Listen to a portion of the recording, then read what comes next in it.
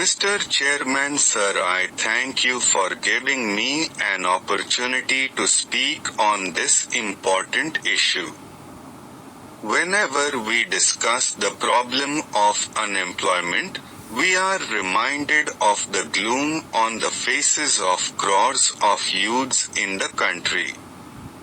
While looking for an employment, sometimes they deviate from the mainstream of the nation and become the puppets in the hands of those involved in anti-national activities. And today the biggest problem our nation is facing is to bring back those misled youths to the mainstream of the nation in order to use their constructive capabilities in nation building. We should certainly accept the important fact that employment and the ever-increasing population are two related things. Since independence there have been a number of announcements, but no effective control has been made on the ever-increasing population of the country.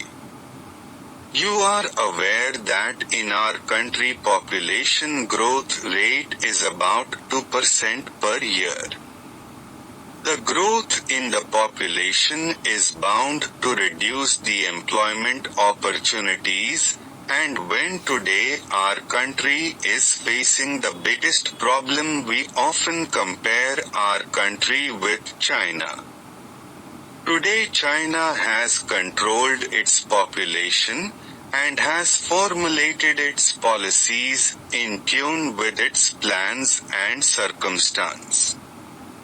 As a result of which it has not only been able to provide employment to a great extent, but it has also controlled the population explosion effectively.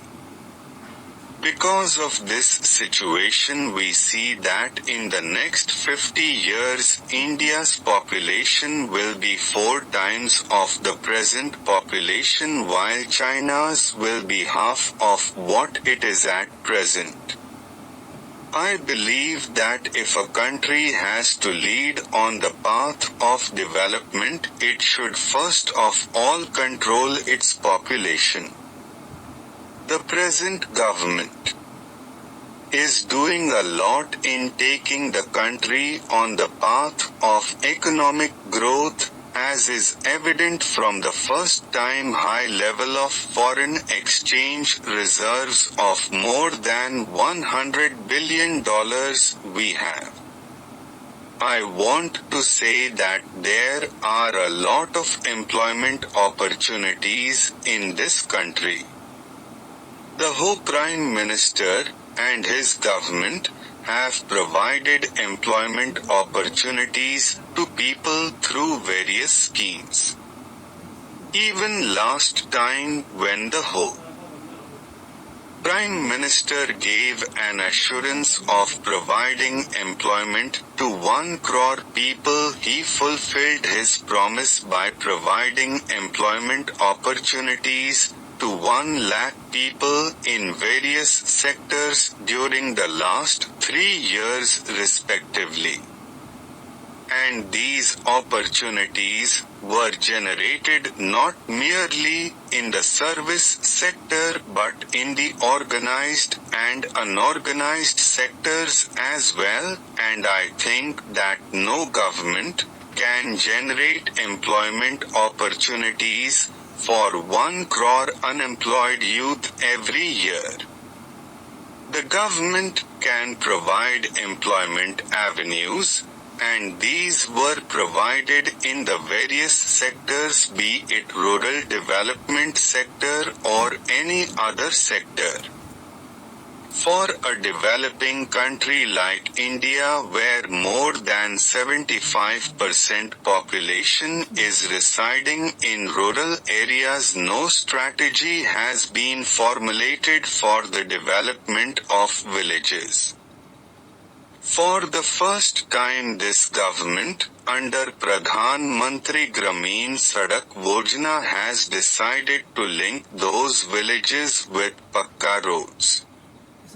There were schemes for providing agro-rural based employment opportunities, but raw material could not be transported to urban areas, and no one could generate employment opportunities in the villages.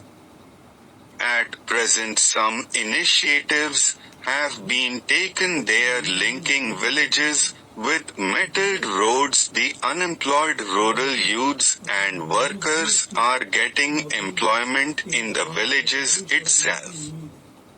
Secondly, it is the first ever effort to bring these villages into the mainstream of development. Drinking water schemes are being launched in the villages. There is an ongoing effort to launch primary health and elementary education schemes in the villages. Free education has been provided to children up to the age of 14 years. Instead of creating new jobs, employment opportunities are being destroyed by this government. During these years, instead of providing jobs to 1 crore people each year, more than 1 crore jobs have been snatched away, rather destroyed by this government. I know this government cannot reverse a policy. A policy against people, against working class, is being pursued by this government. That is why unless this government is replaced by a secular and democratic government, the policy which is being pursued by this government cannot be reversed. Sir, the time has come for the government to think, not to give false promises at the time of election. They forget after being elected, remaining in the government, about the promises made by them in their manifesto. Sir, unemployed youths are committing suicide. Not only farmers, but the workers also are committing suicide because they are unemployed. About 4 crore educated unemployed youths have registered their names in the employment exchanges in the country.